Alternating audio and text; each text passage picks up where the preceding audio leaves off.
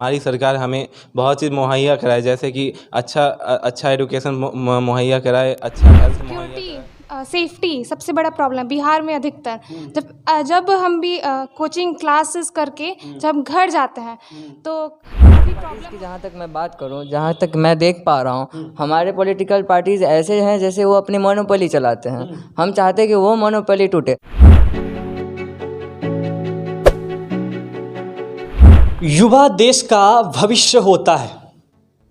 कहा जाता है कि जिस देश के विकास में युवाओं का योगदान हो जाए, वह देश तरक्कियों की बुलंदी को आसानी से छू जाता है। भारत युवाओं का देश है, बिहार युवाओं का प्रदेश है। नमस्कार, मैं हूं आसित प्रकाश और आप देख रहे हैं द टोटल का यह ग्राउंड जीरो से रिपोर्टिंग। छात्र जीवन तो पढ़ने के लिए होता है। बच्चे अपने छात्र जीवन में अपना पूरा समय किताब और कॉपियों के साथ गुजार देते हैं। पर आज मैं छात्रों के बीच पहुंचा हूं, इसलिए ताकि उनकी नब्ज़ को टटोला जाए, उनके अंदर घुसा जाए और यह जाना जाए कि उनकी नज़र देश और दुनिया की गतिविधियों पर कितना होता है। देश में राजनीतिक से लेकर सामाजिक मुद्दे टीवी स्क्रीन पर हावी होते हैं, उस पर नज़र इन छात्रों का कितना होता है, इस चीज़ की तहकीकात करने आज हम छात्रों की टोली में हैं। और आज इसी कड़ी में मैं हूँ समस्तीपुर के एक ऐसे संस्थान में जो कि पिछले कई दशकों से बच्चों को अंग्रेजी के शिक्षा में और अंग्रेजी बोलने में महारत हासिल करवाया। इस संस्थान के बच्चे पिछले कई दशक से देश के बड़े बड़े शहरों, मुंबई हो या फिर वह दिल्ली या फिर वह पटना हो या फिर कोलकाता जैसे शहरों में अंग्रेजी के माध्यम से संस्थान और बिहार का नाम रोशन कर रहे हैं। इस संस्थान में पहुंचा हूं और यहाँ के बच्चों से जानने की कोशिश करूंगा कि इनकी क्या राय होती है राजनीतिक और सामाजिक मुद्दों पर। हमारे साथ यहाँ पर छात्र मौजूद हैं। इस चर्चा की शुरुआत करेंगे एक सवाल से। सवाल मेरा पहला यह है कि what's the expressions of Indian youth to the political parties, यानी कि देश के भविष्य यानी कि युवाओं की आकांक्षाएं पॉलिटिकल पार्टीज, राजनीतिक पार्टियों से क्या होती है। कौन देगा इसका जवाब?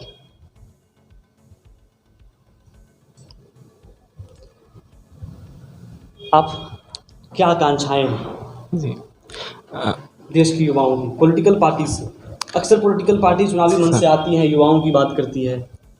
जी इंग्लिश में जी मेरी आकांक्षाएँ बहुत है कि हमारी सरकार हमें बहुत चीज़ मुहैया कराए, जैसे कि अच्छा एजुकेशन मुहैया कराए, अच्छा हेल्थ मुहैया कराए, हमें स्टैंडर्ड ऑफ लिविंग दे, पानी बिजली ये सब उपलब्ध कराएं, हमें हमारे जीवन को आसान बनाए जो हम चाहते हैं।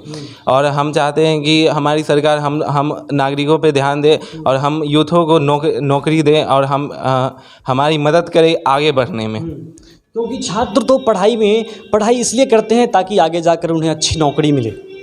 क्या है बिहार की एजुकेशन सिस्टम, कैसी है?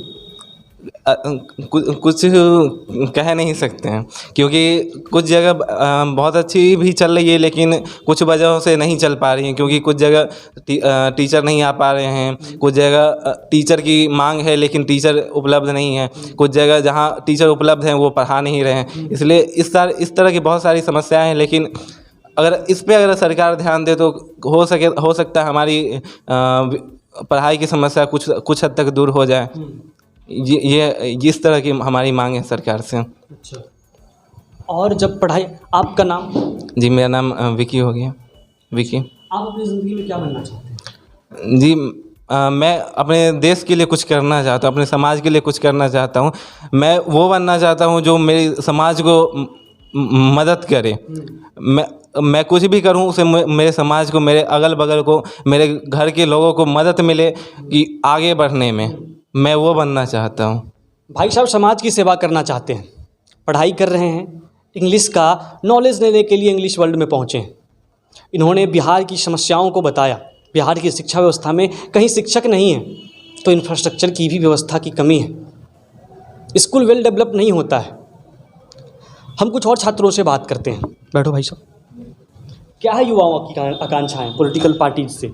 पॉलिटिकल पार्टीज़ की जहाँ तक मैं बात करूँ, जहाँ तक मैं देख पा रहा हूँ, हमारे पॉलिटिकल पार्टीज़ ऐसे हैं जैसे वो अपनी मोनोपोली चलाते हैं। हम चाहते हैं कि वो मोनोपोली टूटे, जैसे हमारे बिहार में हो या फिर हमारे देश में।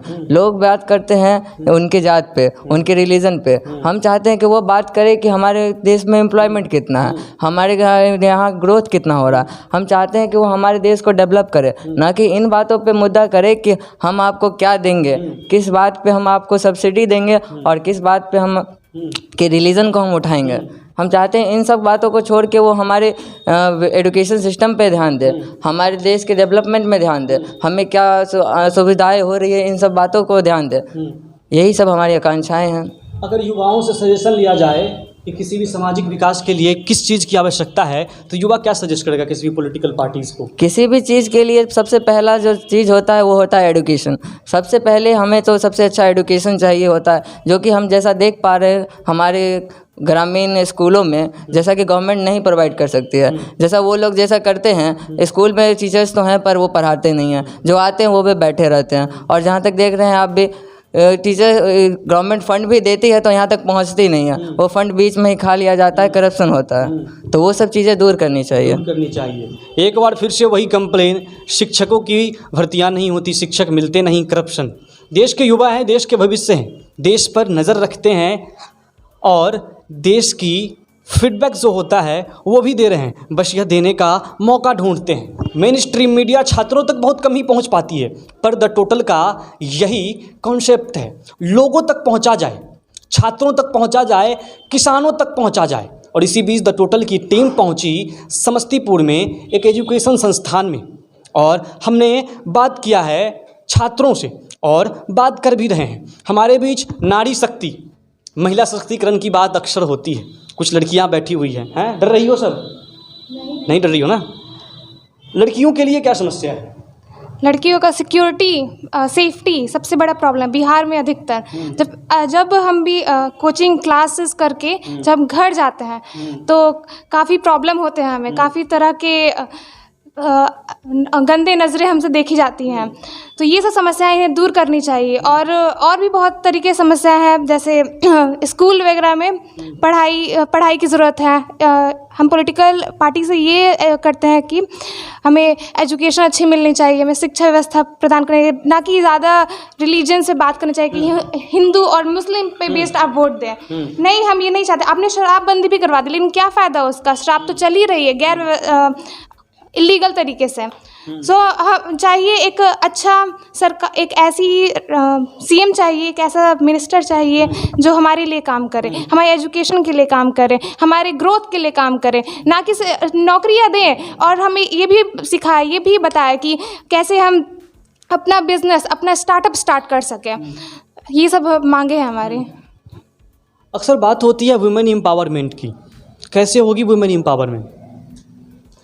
वुमेन एम्पावरमेंट सबसे पहले घर से ही होगी, हमारे घरों से। ये सोच सबसे पहली बात है, सोच। जैसे बचपन से ही लड़कों को सिखाया जाता है कि इस तरीके से तुम रो नहीं सकते हैं, कि तुम लड़की की तरह रो नहीं सकते, तुम ऐसे कपड़े नहीं पहन सकते, तुम लड़की की तरह ये से लड़की करती है, छी। तुम अगर वैसे करते हरकत तो बोलते छी तुम लड़की हो क्या। तो सबसे ज़्यादा ज़रूरी है कि सोसाइटी बदले, हमारा घर बदले। तो सोसाइटी को कैसे बदला जाए? इस सोसाइटी को सबसे पहले इक्वालिटी देनी चाहिए। क्लास में भी जब बैठाया जाए तो हमें एक साथ बैठाना चाहिए, मतलब कहना चाहिए कि, यानी कि शुरू से ही बताया जाना चाहिए कि भाई साहब ये सब कोई भेदभाव नहीं है। हाँ, भेदभाव नहीं है। क्या नाम है आपका? मेरा नाम श्वेता है। क्या बनना है? हमें जज बनना है। मुझे जज बनना है। हाँ, जज बनना है। क्या करना पड़ता है जज बनने के लिए? जज बनने के लिए पहले आपको एलएलबी करें, अगर आप 12th पास एलएलबी करें, फिर अगर आप ग्रेजुएशन पर एलएलएम करें तो एलएलबी करने के बाद एक एग्ज़ाम होता है, एलएलबी करने के बाद पहले लॉयर, एज ए लॉयर आप काम करें, फिर एडवोकेट आप बन जाएंगे, फिर एग्ज़ाम होता है, फिर उसके बाद आप जज बनेंगे।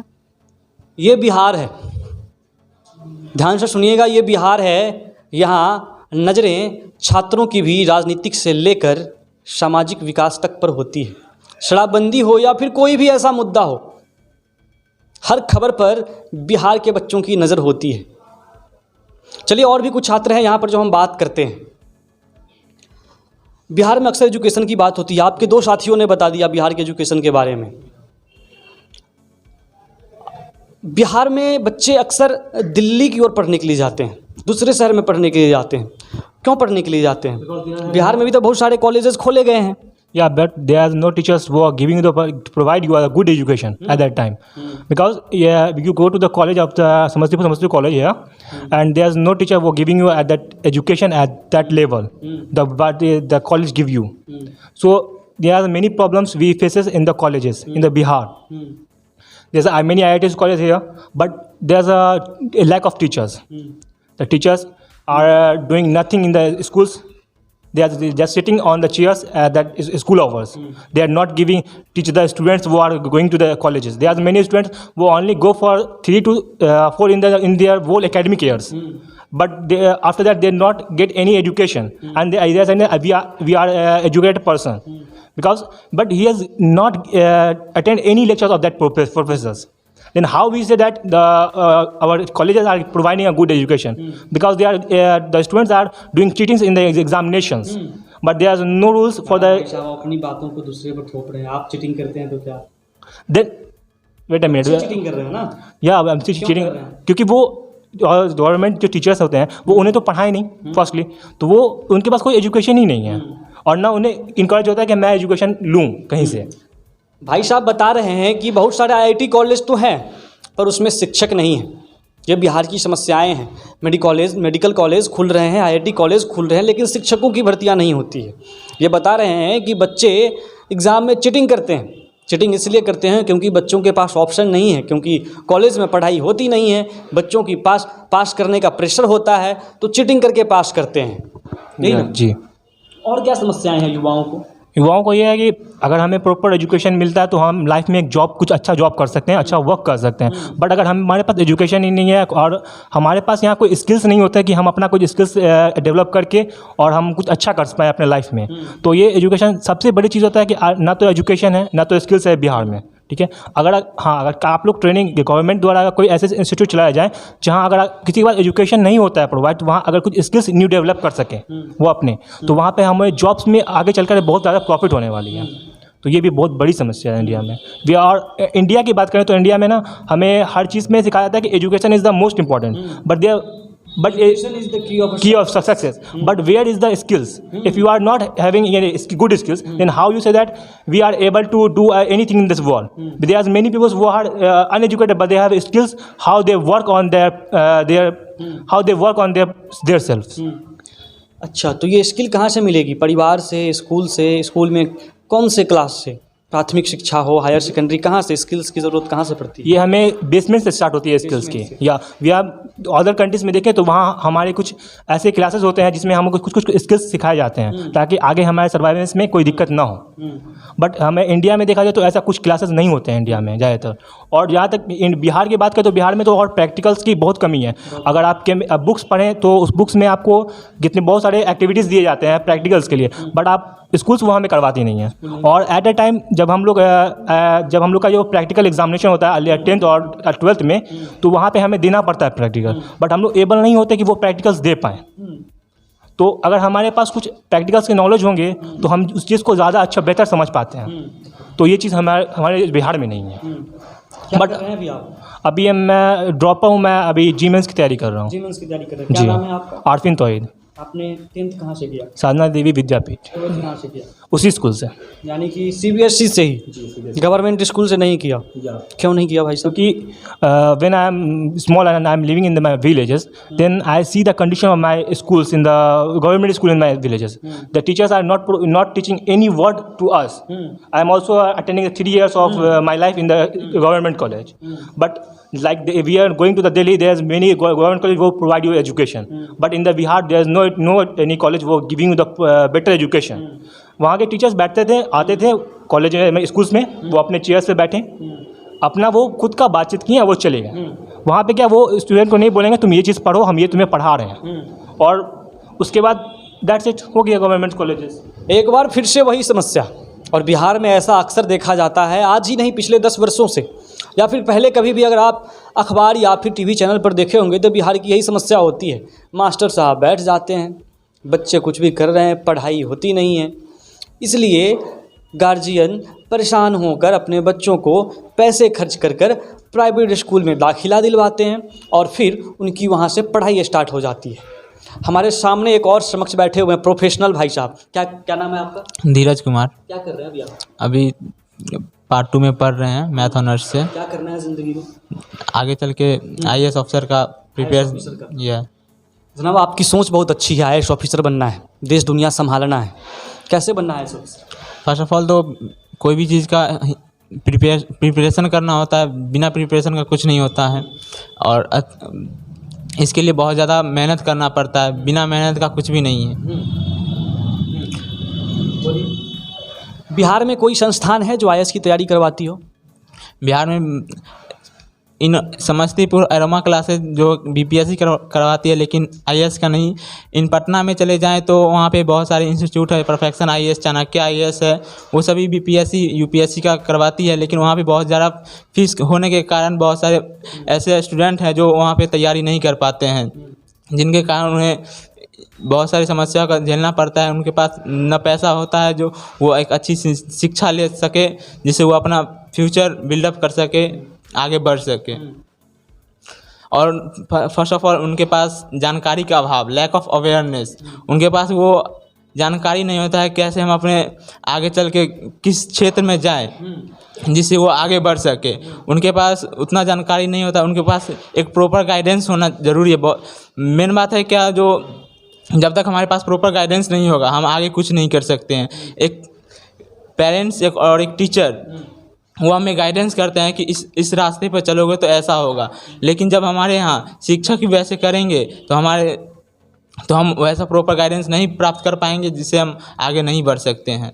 तो इसलिए प्रॉपर गाइडेंस की बहुत ही आवश्यकता है, और इसकी कमी छात्रों को खलती है। IAS की तैयारी करने के लिए अगल बगल में कोई ऐसा संस्थान नहीं है, सीधे राजधानी जाइए या फिर देश की राजधानी जाइए, पटना या फिर दिल्ली। भाई साहब ने ये समस्या बताया। आगे बढ़ते हैं एक बार फिर से लड़कियों की तरफ, नारी शक्ति की तरफ। एक सवाल जो कर्नाटक से जुड़ा हुआ है, हिजाब विवाद के बारे में आप सभी को जानकारी होगी। क्या था हिजाब विवाद? पता है हिजाब विवाद के बारे में क्या था? हिजाब विवाद सारे मतलब मुस्लिम गर्ल्स, सारे स्टूडेंट, हाँ, इन द स्कूल सारे स्टूडेंट तो एक मतलब इक्वल होना चाहिए। जैसे मुस्लिम गर्ल्स हिजाब लगा के जाती है और हिंदू गर्ल्स विदाउट हिजाब, तो every students are in the school are equal. तो कोई महंगा हिजाब, कोई मतलब यानी कि आपका कहना है कि जब हम एक छत के नीचे बच्चे पढ़ाई कर रहे हैं तो एक ड्रेस कोड होना चाहिए। ऐसा नहीं कि रिलीजन के नाम पर अगर कोई मुस्लिम है तो वो नकाब पहन कर जाएं, कोई हिंदू है कोई वो पगड़ी लगा कर जाए, ऐसा कहना है आप? या तो ऐसा नहीं होना चाहिए। ऐसा नहीं होना चाहिए।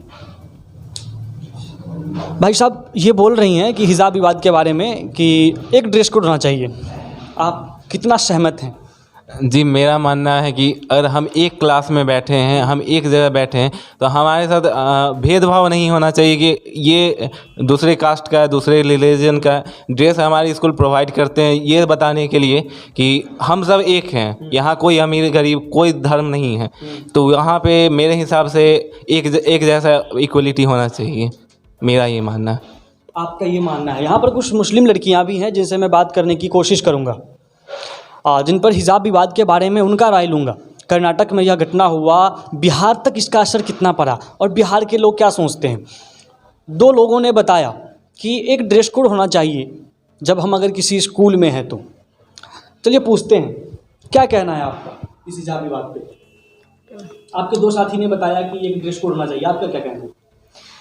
हिजाब बताना है। हिजाब कोई बड़ा मसला नहीं है, ये लोगों ने इसे मसला बना दिया। ये इक्वलिटी, इसमें कोई मतलब ये नहीं है कि हिजाब पहन के आई तो उसमें कोई इक्वलिटी दिख रहा है। वो हमारा है, मतलब हम बस दुपट्टा बांध सकते हैं। हाँ, ये क्लास में कोई अबाया पहन के जाए तो वो गलत है, वहाँ पे वो चीज़ नहीं होना चाहिए। बट हिजाब लगाना तो वो कोई गलत बात नहीं है, क्योंकि वो हमारे रिलीजन में वो चीज़ है कि आप लड़कियाँ मतलब बांध सकती हैं। सो मतलब ऐसा कुछ है कि ऐसा प्रेशर होता है पहनने का? नहीं, ऐसा कोई प्रेशर नहीं होता है, वो आप पे डिपेंड करता है, आप पहने ना पहने, आप पे कोई प्रेशर नहीं कर सकता है, वो आपकी मर्ज़ी होती है। हम भारत में हैं, भारत एक लोकतांत्रिक देश है। यहाँ पर सभी को अपना हक, अपनी बातें बोलने का अधिकार है। आप अपनी बात खुले मन से रखिए। ये एक डिजिटल प्लेटफॉर्म है जहाँ आप तक मेन स्ट्रीम मीडिया नहीं पहुँचती है, पर हम पहुँचे हैं और आपकी राय जानना चाहते हैं। तो आपने बताया कि ऐसा कुछ प्रेशर नहीं है, अगर जिसे पहनने की इच्छा हो तो वह पहन सकते हैं। चलिए, बहुत बढ़िया। चलते हैं कुछ और स्टूडेंट के साथ, देखते हैं देश दुनिया की खबरों पर कितना अपडेट रहते हैं। इलेक्शन पर नज़र होती है आपकी? नहीं, उतना पॉलिटिक्स में इंटरेस्ट नहीं है। पॉलिटिक्स में इंटरेस्ट क्यों? क्योंकि स्टडी टाइम से ज़्यादा फुर्सत नहीं मिलता, घर का भी काम होता है। घर का भी काम होता है। क्या होता है घर का काम? घर का काम मतलब कुछ भी, पापा का हेल्प करना वगैरह। तो पॉलिटिक्स पर नज़र नहीं होती है। कोई नेता जी अगर वोट मांगने आ जाए तो कैसे पहचानेंगे कौन कैसा है? नहीं, मतलब फ्रेंड सर्कल में अगर रहते हैं तो कोई बताता है, मीन्स नेता ऐसा वैसा है। जिस मतलब आपकी फ्रेंड सर्कल में नेताजी लोग भी हैं? हाँ है। हैं। जब वो कभी डिस्कशन करते हैं तो हम मतलब पता कर। देश की वर्तमान स्थिति पर क्या कहेंगे? मतलब रिसोर्सेज की कमी नहीं है देश में, लेकिन उसको यूज़ करने का जो तरीका है, अवेयरनेस है, वो कम है। बिहार में हर चीज़ है, लेकिन उसका जो यूज़ हो रहा है तरीका सही नहीं है। मतलब टीचर्स हैं, पढ़ाते नहीं हैं, नेता है, काम सही नहीं करता है, और भी बहुत कुछ है, लेकिन सही तरीके से यूज़ नहीं हो पाता उसका। बहुत कुछ क्या है? बहुत कुछ जैसे राजगीर में वहाँ टूरिस्ट कैंप है, तो लॉकडाउन में बंद था, तो फिर अभी कुछ वहाँ पे रिसोर्सेज कम है, पता नहीं कारण बस, और भी बहुत कुछ है। और भी बहुत कुछ है। आप बार बार मेंशन कर रहे हैं और भी बहुत कुछ है, बताइए उस बहुत कुछ के बारे में। क्योंकि ज़्यादातर आप देखेंगे कि बिहार उतना भी गलत नहीं है जितना लोग सोचते हैं। काहे कि यहाँ से IAS भी बनता है, नेता भी बनता है। यहाँ से वशिष्ठ नारायण, एक मैथमेटिशियन, वो भी यहीं से थे, लेकिन उन्होंने कुछ ऐसा किया, मतलब खुद के बल पे करना होता है, कोई गाइडेंस नहीं होता है यहाँ। टीचर्स कोई सपोर्ट, मीन्स अगर गवर्नमेंट टीचर की बात करें तो उनका सपोर्ट बहुत कम होता है। वो एक तरह से मतलब सैलरी इकट्ठा करने के लिए जॉब लेते हैं। भाई साहब ने बड़ा स्पष्ट से बताया कि बिहार के बारे में जैसा बाहर के लोग सोचते हैं उतना बुरा हमारा बिहार नहीं है। और वाकई में आपको भी समझना चाहिए कि जितना बुरा आप बिहार को समझते हैं, हमारा बिहार उतना बुरा नहीं है। क्योंकि देश के पहले राष्ट्रपति डॉक्टर राजेंद्र प्रसाद भी हमारे ही बिहार से हैं। जननायक कहे जाने वाले कर्पूरी ठाकुर हमारे ही बिहार के इस धरती समस्तीपुर से हैं। थोड़ी सी राजनीतिक इशू की वजह से हम बिहारी थोड़े से बदनाम तो हो जाते हैं, लेकिन हमारी बदनामी को हमारी नाकामी न समझें। अगर हम कुछ करना चाहें तो देश का सबसे टफ कंपटीशन UPSC भी पास कर जाते हैं। सही बोल रहा हूँ भाई साहब मैं? हाँ, क्योंकि इस बार भी 2020 में या शायद 21 में कटिहार से शुभम या कोई थे, नाम उनका याद नहीं है मुझे, तो वो भी कटिहार से थे। हाँ, बिहार से। तो और धर्मपुर से भी एक ठो थे, रैंक उनका पता नहीं, और एक ठो पूसा के तरफ से थे। हाँ, तो ये लोग भी बिहार से ही थे, लेकिन यहाँ रिसोर्सेज कमी थी तो बाहर जाके स्टडी किए, लेकिन थे तो बिहार से थे। तो ऐसा कुछ करना चाहिए कि लोग बिहार में तैयारी कर सके बिहार से, ताकि कोई भी चीज़ क्या करना चाहिए जो बिहार में तैयारी हो जाए? इंस्टीट्यूट प्रेशराइज टीम बनाना चाहिए कोई भी चीज़ पे। मतलब अगर आप ये काम नहीं करते हैं तो आपको या तो सस्पेंड कर दिया जाएगा या फिर ये काम ना करने के लिए आपको यहाँ से हटा दिया जाएगा इस पोस्ट से, कोई दूसरा आएगा। और इससे अनएम्प्लॉयमेंट का रेट भी घटेगा, क्योंकि आप इसमें सक्षम नहीं है तो आपको हटा दिया गया, इसलिए नहीं क्योंकि आप सैलरी ले रहे हैं। और अनएम्प्लॉयमेंट दूसरों को चांस मिलेगा। और ऐसा राजनीति में भी होना चाहिए। राजनीति में क्या होना चाहिए? मतलब नेता अगर सही से काम नहीं कर रहा है तो हमें एकजुट होकर उसके बारे में सोचना चाहिए। ऐसा नहीं कि धर्म के मतलब ये हमारे जात का तो हम इसे देंगे। विकास के मुद्दे पर होना चाहिए।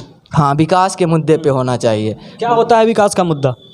मतलब अगर जहाँ जिस चीज़ की कमी है उस चीज़ को पूरा करना चाहिए, ना कि उसके बारे में बस जैसे महिला सशक्तिकरण बस ये पेपरों और अखबार के सुर्खियों में अच्छी लगती है, ना कि आप देखेंगे अभी भी यहाँ बहुत कम महिलाएं हैं जो एजुकेटेड है। चलिए, आपने महिला सशक्तिकरण का जिक्र कर दिया। आपके साथी से मेरी बात हुई, फर्स्ट बेंच पर बैठी हुई हैं, उन्होंने बताया महिला सशक्तिकरण में। एक लड़का क्या सोचता है महिला सशक्तिकरण के बारे में? महिला सशक्तिकरण पहले महिला खुद शुरू करेगी तब शुरू हो सकता है। ना कि एक महिला ही दूसरे महिला को मतलब पीछे दिखाती है। जब भी कोई लड़का अगर रोता है या फिर नहीं कुछ बोलता है तो बोलता है कि लड़की के तरह रो रहा है, तो ये ड्यू टू मेंटलिटी, मतलब आदमी के अंदर जो माइंडसेट है कि लड़कियां कमज़ोर होती है। अगर आप हल्का डर रहे हैं तो बोलेगा चूड़ी पहन के घर में बैठ जाओ। इसका मतलब ये नहीं कि महिलाएं कमज़ोर होती है। चूड़ी पहनने वाला आप क्या बताना चाहते हैं? मतलब महिलाएं चूड़ी पहनती है वो कमज़ोर है, और मतलब अगर हम लोग पहनेंगे तो हम लोग भी कमज़ोर है? ऐसा कुछ नहीं होता है। पहले माइंडसेट बदलना होगा तब जाके कुछ हो सकता है। बाय अवेयरनेस और एजुकेशन के माध्यम से। एजुकेशन, अगर कोई अशिक्षित व्यक्ति है तो वह वुमेन एम्पावरमेंट खत्म कर सकता है, या फिर कोई महिला वुमेन बहुत पढ़ी लिखी हुई है, इट मीन्स व्हाट? पढ़ी लिखी होना जरूरी नहीं। अवेयरनेस मीन्स पढ़ा हुआ है और वो बुक्स के बातें बुक्स में सही लगती है, क्योंकि रियल लाइफ में आपको जब तक इम्प्लीमेंट नहीं कीजिएगा वो कोई मायने रखता ही नहीं है। उसको इम्प्लीमेंट करना होता है। भाई साहब ने देश दुनिया समेत महिलाओं के सशक्तिकरण के ऊपर भी बड़ी शालीनता से जवाब दिया। अब फिर से बढ़ते हैं लड़कियों की तरफ। इन्हीं के बातों का जवाब लेते हैं लड़कियों की तरफ से कि लड़कियों का क्या राय है इनके कहना पर। उन्होंने कहा कि लड़कियों की महिला सशक्तिकरण तभी होगा जब महिला खुद शुरू करेगी। वाकई में सही बात है। कुछ हद तक ये सही भी है। बाकी की हद आप बताइए।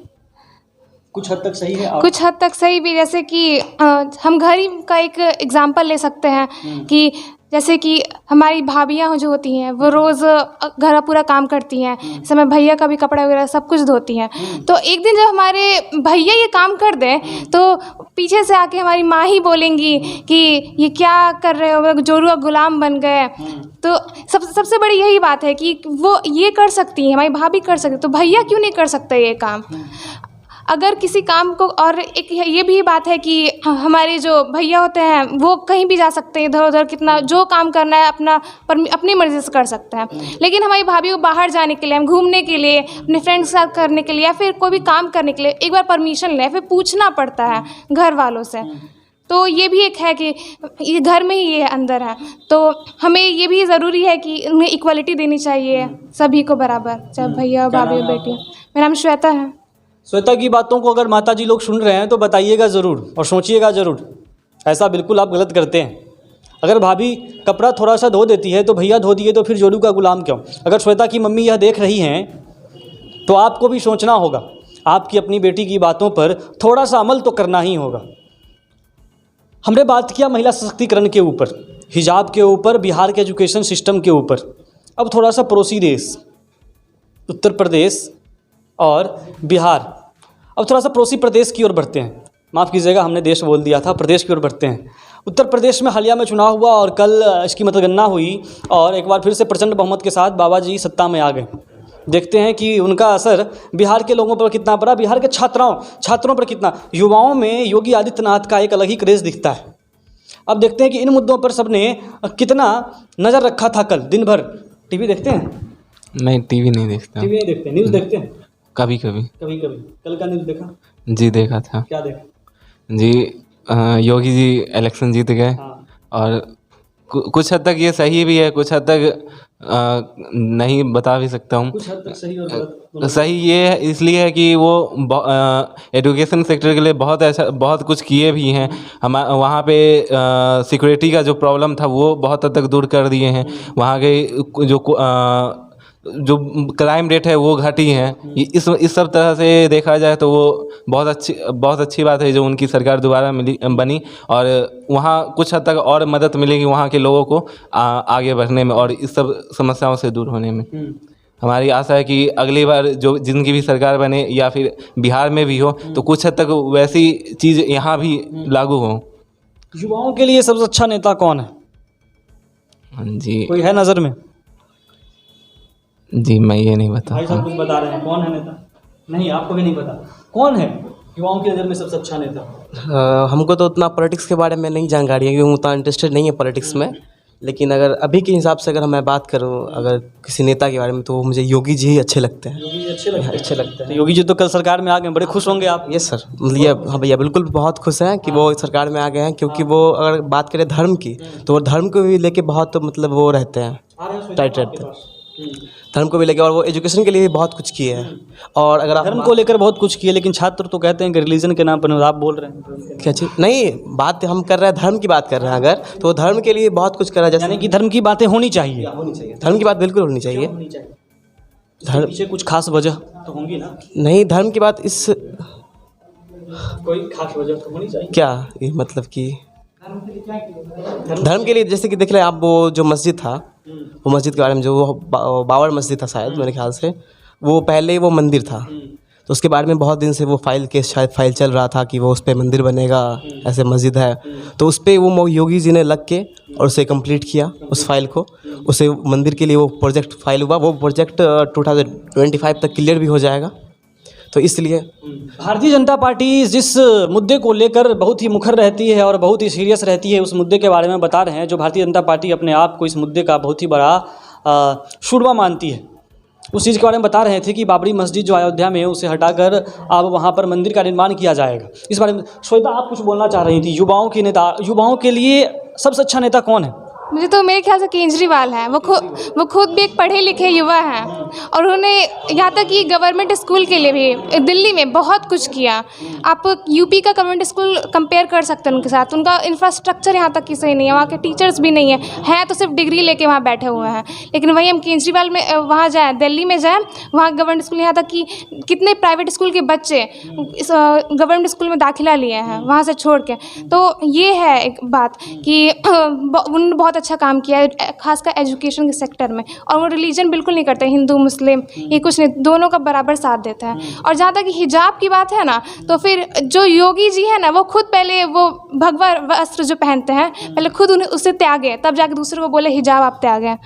तो अगर सेकुलरिज्म लाना है तो सारे में लाएं, सभी रिलीजन में लाएं। सेकुलरिज्म का मतलब सीधे तौर पर श्वेता बता रही हैं। हिजाब के मुद्दों पर इन्होंने कहा कि अगर हिजाब के मुद्दे पर बीजेपी और योगी आदित्यनाथ कुछ बोलते हैं तो पहले खुद को देखें, खुद भगवा कलर का कपड़ा पहनते हैं, थोड़ा सा उनमें भी सुधार लाएं। ऐसा ही ना? यस। और क्या कहना है? और कुछ? बस एक सवाल, पुष्पम प्रिया चौधरी का नाम सुने हैं आप लोग? सुने हैं? नहीं सुना है आपने? चलिए, बिहार की राजनीतिक में युवा बहुत सारे हैं। पुष्पम प्रिया चौधरी हो गई, लोजपा रामविलास की तरफ से चिराग पासवान हो गए, तेजस्वी यादव हो गए। इन नेताओं में से आप लोगों की नज़र है कि नहीं, पर कौन से अच्छे नेता हैं? मेरी नज़र इन सब पे किसी पे से नहीं, किसी पे नहीं है। बिकॉज अगर अरविंद केजरीवाल का देखा जाए तो वो उन्होंने दिल्ली के लिए बहुत कुछ किया है। अगर वो रिजल्ट अभी वो पंजाब में भी दे देते हैं क्योंकि उनकी पूरी बहुमत पंजाब में है तो आने वाले टाइम में वो सबसे अच्छे लीडर माने जाएंगे। यानी कि पंजाब की नज़र थी आप पर, पंजाब के चुनाव पर? या बिकॉज अरविंद केजरीवाल ने वहाँ बहुत अच्छे से मतों से जीता है सीटों से। तो अगर वहाँ पे जो दिल्ली में रिजल्ट्स अभी देखे जा रहे हैं अगर राहुल गांधी भी तो ऑक्सफोर्ड से पढ़ के आए हैं, युवा हैं, बट उन्होंने आज तक कुछ किया नहीं उतना अच्छा जितना अच्छा अरविंद केजरीवाल ने दिल्ली में कर डाला है अभी तक। तो अरविंद केजरीवाल एक अच्छे एजुकेटेड नेता है, अभी बहुत ज़्यादा ही एजुकेटेड है वो। और मुझे लगता है कि वो अगर पंजाब में वो रिजल्ट जो दिल्ली में है वो ला देते हैं तो आने वाले टाइम में उनकी बहुत सारे जगह पे सरकार होने वाली है। क्योंकि हम लोग को और यूपी में अभी ये देखा जाए तो पहले से उतना ज़्यादा अच्छा नहीं जितना दिल्ली ने 10 सालों में करके दिखाया है। अगर हमारा यह सेशन अरविंद केजरीवाल देखेंगे तो लग रहा है खुश हो जाएंगे और अगले विधानसभा के चुनाव में ज़ोर शोर से लग जाएंगे, क्योंकि बिहार में भी उनकी चर्चाएं बहुत ज़ोर शोर से हो रही हैं। हम अभी छात्रों से बात कर रहे थे, हमने छात्रों से बात की, यहाँ पर लड़कियों से भी बात की हमने और लड़कों से भी बात की, शिक्षा के मुद्दों पर, कर्नाटक वाली हिजाब के मुद्दों पर, उत्तर प्रदेश इलेक्शन के मुद्दों पर। इन सभी ने अपनी बातों को बड़े ही आसानी से और शालीनता से और स्पष्ट ढंग से समझाया और उदाहरण के साथ दिखाया और उदाहरण के साथ बताया। अगर अच्छा लगे तो चैनल को सब्सक्राइब कीजिएगा। अभी के लिए बस इतना ही। नमस्कार।